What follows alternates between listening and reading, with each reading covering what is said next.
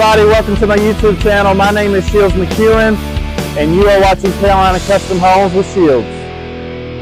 Guys, I have huge news. In all the nationwide homes, in the utility room, you are going to have a built-in shelving system over all washer and dryers. So this is what I'm talking about right here. This is going to be included over all washer and dryers in all of the nationwide plans from here moving forward.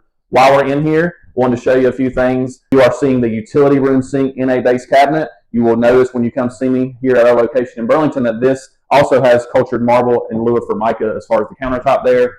And then you have the cubby bench, and then you also have the attic access pull down, which is optional in any ranch plan. So along with that utility room shelving system, all of your master closets are going to come with a built-in shoe system. So check this out here. This item included now at no extra cost. You've got this nice shoe organizing system here.